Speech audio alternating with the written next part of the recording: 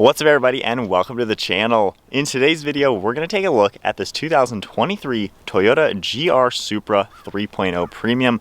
This one is finished in Nocturnal Black, has a driver's assistance package and an MSRP at $59,000. And I just bought this car, so if you're interested in more Supra content, consider subscribing.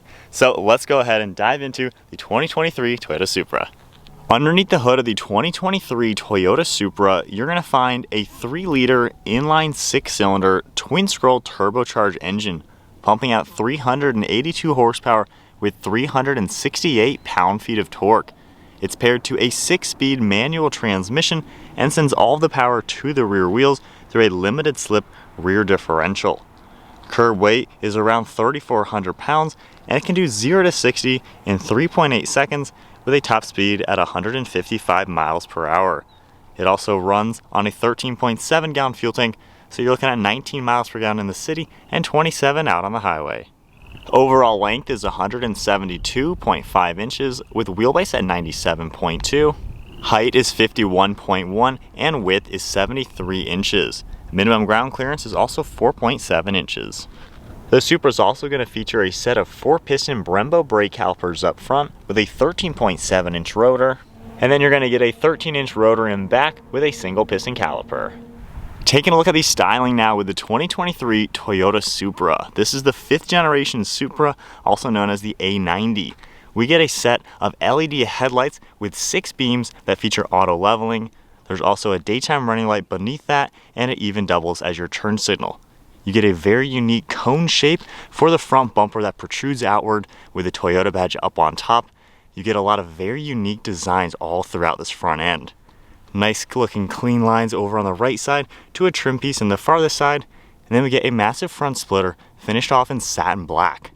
You can see openings with more mesh to allow cooling to the engine, and a very cool design cutting through all that mesh. We get parking sensors out front, a large grille in the center, and then another safety sensor on the far left side. Really cool design up in front with sharp lines wrapping from that cone shape all the way towards the hood. This does feature a clamshell hood. It's all one massive piece with really clean lines going all the way towards the windshield. As we make our way to the side profile, there's a nice trim piece on the back side of the hood along with a reflector up front and a parking sensor. And then this gets a multi-spoke design for these 19-inch wheels finished off in a gunmetal color. Very sleek for this front fender, and you get a side skirt that matches that front splitter. There's another trim piece integrated into the door panel, and you can see a very sharp line cutting through the door itself. And then towards the back, you can see just how massive these rear fenders are. They are very exaggerated. You can also see the gloss black along the door handle, and then we get a satin color for the top of the mirror, along with an integrated turn signal and then all gloss black trim around that. We also get a gloss black A-pillar, and then the roof has a double bubble design to give it a very clean and aggressive look, and those lines kind of match what we see on the front of the hood. Very sleek car. As we move to the side profile, I just love the proportions, how it's got that fastback design in back and that longer hood up front to give it a performance looking design. As we make our way in back, that trim piece on the side of the door flows nicely into these rear fenders, which are absolutely massive. I just love all the curves to a Supra, and you can see just how wider the rear end is, and even the bend to the door. Styling is super unique. This rear glass fades its way into the trunk, which has an integrated duckbill spoiler. Very nice lines all throughout it, and that leads us to our LED taillights. These taillights have a very cool design with the LED. You can also see a trim piece in back, and then you get your GR badge on the bottom right. We get Supra and Toyota finished in black and chrome. Then you can see a massive rear diffuser finished in more of the satin black. The reverse light is right in the center with all those individual LEDs, more parking sensors, along with some fins within the diffuser, a very cool looking dual exhaust with aluminum colored tips.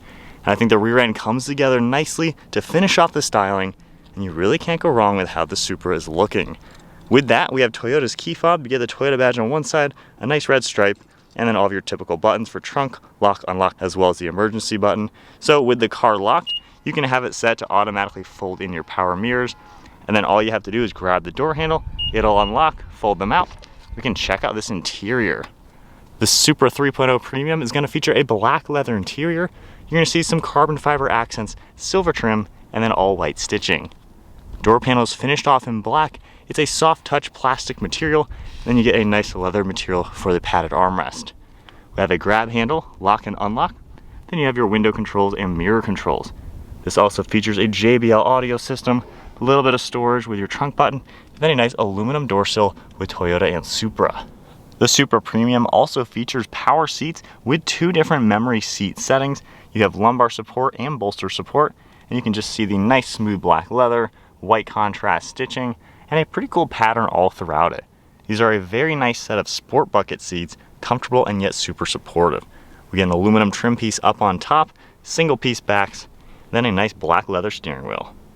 And then now inside, keeping my foot on the clutch, we can go ahead and fire it up.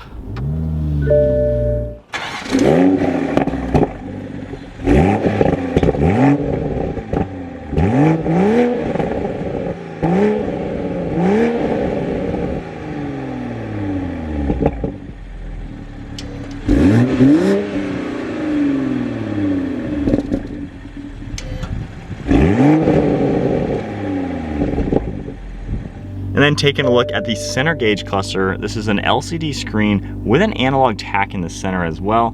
You have your gear indicator along with some information in the bottom right. You can tap the BC icon on the left stalk and it'll scroll through a few different items. You can also see your range, you have MPG, and a few other things are going to pop up in this screen. We have the time, your speedometer on the left, get your engine temperature and fuel level as well, and then when navigation is running, you're going to have turn-by-turn directions. You can take a look at the windshield wiper stalk over on the right side, turn signals on the left. Then we get cruise control on the left side of the steering wheel, as well as all your Bluetooth and audio controls. We get a nice silver trim piece, some white stitching, and a pretty cool 3-spoke look.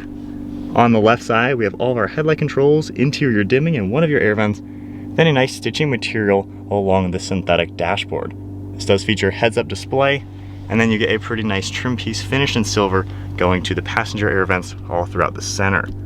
Taking a look at the infotainment screen now, this is pretty typical for a BMW interior. We have media icons that will come up, satellite radio, your Apple CarPlay and things like that. We have the My Vehicle area where you can adjust all sorts of different settings. You can even go into the sport displays, which gives you a pretty cool look for when you're driving the car.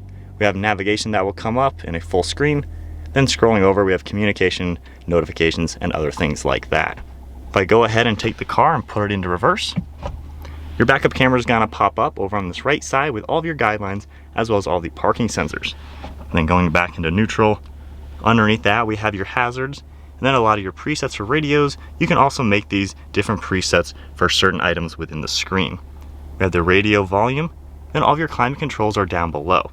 You can see we have a screen that will pop up as well, on-off switch with your fan speed, all of your different zones, dual zone temperature, and heated seats. Then you can see the defrost as well. Underneath that, we have our wireless phone charging pad along with a USB port and a 12 volt, and you get a really nice carbon fiber design all throughout the center. On the far right side, we get your rotary dial, which also houses all the shortcuts for the screen. You can just tap the menu icon, and without even doing the touchscreen, you can scroll through all sorts of different items. So it really makes it pretty simple to navigate the screen. You have a back button as well, you have an options icon, so you can do quite a lot through the rotary dial. The top of it is also a touch sensitive button for navigation and things like that. On the left side, we have your engine start stop, your sport mode indication, parking sensors, and the safety. If you go into system safety, you can adjust everything, and with the customized settings, you can adjust the front collision, lane departure, and blind spot. And then taking a look at the shifter itself, the 6-speed manual has a nice GR logo on the shift knob, all finished off in leather with white stitching, has a really good look and feel to it. We get an electronic parking brake, your armrest back here along with 2 cup holders, and then a little bit of storage behind that. We do have a normal glove box as well, good enough for a few different items. And then one last look at the interior. Super nice place to be, very refined, and it feels like a nice sports car. Up on top, we have a cool double bubble design on the inside as well. You can see those sharp lines from the roof, and then we get your dome lights up on here along with your mirror. And then onto the trunk space, you can just tap the button on the key fob. It's gonna automatically pop, and of course you can use the one on the interior. There is not one on the rear bumper, which would be a nice touch. But in here, you can see part of the speaker system with that area, and you get a pretty decent sized trunk. It's certainly not the biggest, however, it's pretty usable. You get a pretty good privacy cover as well, which you can take it off with these straps, and it will just unpop. And then from here, you can grab the handles and close it down. All right, so we are gonna set off now in the manual Toyota Supra. So first and foremost, getting your bearings with the car, it's a really nice place to be. BMW and Toyota built the car together, so it feels super refined in here. When you look around, the things you touch, the things you feel, and just how this car drives in normal mode, just when you're driving conservatively, it is a refined, high-end feeling car. It feels every bit of $60,000. It's a very nice place. Pretty good visibility out the windshield. It is a little on the hunker down side, so it's kind of a smaller windshield. You can see the long hood in front of you. The mirrors all do a great job letting you know what's going on behind, and you can even see those rear hips back there. Mirrors a little small in the center just because that window's pretty tiny, but when you look over your left and right shoulder, it's really not all that bad in visibility. It's not the best though. I mean, you can see decently, but that C-pillar is pretty large. So normal driving, it's just a comfortable vehicle. The 6-speed manual is fantastic. It just feels so nice. The way the shifter is weighted and everything, it's just so easy to pick your gears. It's nice and notchy and really easy to engage the gear. It doesn't feel like a rubbery BMW transmission. So I really like what Toyota did revising this transmission. And the clutch pedal has a good amount of weight and really good feedback. It just feels so nice. One of the best manual transmissions I've driven, and I'd say it's getting on the heels of a Porsche transmission. Like, this is a very nice setup. Using the tech and everything, it's super easy. Just a nice car to be, honestly. You really can't complain with the normal driving. As far as the fun factor and things like that, it's a comfortable, solid vehicle to drive normally. When you go into sport mode, the active dampers, they stiffen up to give you a sharper ride. Steering's tighter and heavier. The engine tuning adjusts as well as the exhaust, so you get a little bit more performance-focused aspects to it. And I gotta say, the performance in this car is definitely why you're gonna buy it.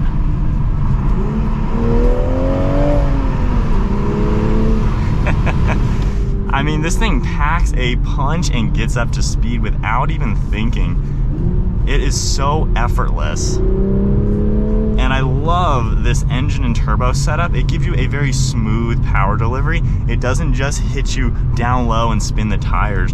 You can genuinely just pull hard all the way up to redline. It is a very good power delivery.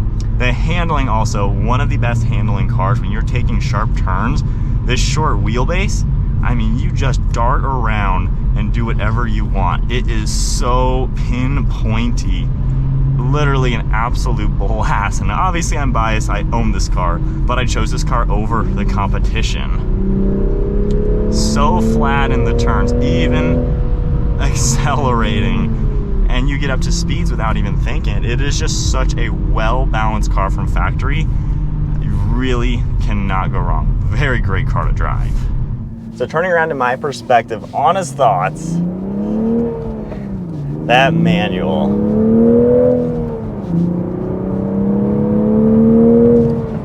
It is such an effortless power delivery, and that's not even full throttle. It's just so smooth, so nice to drive. It really is a car that makes you take that step back and be like, I can't believe, honestly, this is $60,000. So obviously, I'm pretty biased by saying that, yes, I think this is worth every single penny that Toyota is going to charge you for it. But it really is. When you drive the competition, when you look at other cars that cost more, not many cars are at this level of just precision. It feels like a really refined high-end car. And quite honestly, I think it's a good price. It's just so nicely balanced and fun to drive. And when you're in sport mode, the car sharpens up and tightens up, and it just does whatever you want. The cool thing though, when you do take it out of sport mode, cruise control on, the car relaxes so much, and now it's just a nice GT car. While there's other cars that are also focused towards the GT style, this one being it's got BMW in it, it's much more refined than others. It feels just so well put together. It's a nice place to be. And when you look around, the materials you touch, the things you feel, and just how this car drives, how solid it feels, it definitely makes you realize you're in something that is an expensive car and it's worth the price. Other cars, you know, are similar in price, but they just feel like normal generic brands. This car doesn't do that. This doesn't feel like a Toyota. It feels like a BMW, which is a good thing. I know there's still people who hate this because of that. That's what makes this car so darn good. So the normal driving, the normal characteristics are something that I truly love. I truly love just how nice it is to drive.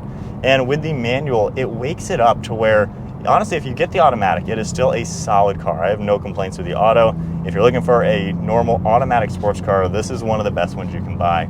The ZF 8-speed is fantastic, gives you so much control of the car, and it gives you that, heavy traffic, daily driving, sort of commuting things you're gonna want. But if you wanna step it up and just have the fun factor, the stick shift option, it's so well done. It just feels like this fits this car so well. It feels like it was here from day one. Gosh, it pulls so good. Man, I don't have many complaints. The only downfalls I would say with the Supra, it's not the most roomy car. The door pockets can basically fit one cell phone and that's it. You don't have a center console. Glove box is decent. There's not much storage space in the trunk. It's a very small opening, so you can't fit the biggest items in there. It's decent depending on what you do and what you need it for. And then visibility, when you compare with other two-door, two-seater sports cars, is a little tight. However, if you poke your mirrors out a little bit more, I don't really see an issue. The backup camera is good enough to where when you are backing it into places, while it's a little hard, maybe looking and seeing things, the camera kind of helps you out with that. And then the only other issue, when the windows are down around 50 miles an hour, you have that crazy wind buffeting noise, so you're gonna need to get some wind deflectors on your mirrors. And then I guess the only other downfall is the fact that there's no trunk button on the bumper. That would be a really, really good thing to have. But those are all very minute details. If you're looking for a high-end feeling performance car that can also be a fantastic daily, the Supra is the benchmark. It really is the benchmark. It's pretty much the best in its class and just offers so much. And that's why I've chosen to buy a second Supra. I had an automatic one back in the day, a 2020 model year I owned for 2 years. And then 18 months later, after I sold it, we're back into a 23 with the stick shift. So I have a lot of good things to say about this car for sure. And I think it is something to put on the list. If you want just a fun, high-end sports car that isn't a $100,000 car, the Supra is the way to go. Let's hold down traction control once again, turn everything completely off. You can have a lot of fun with this car, and you could get into some trouble. And it just has it all.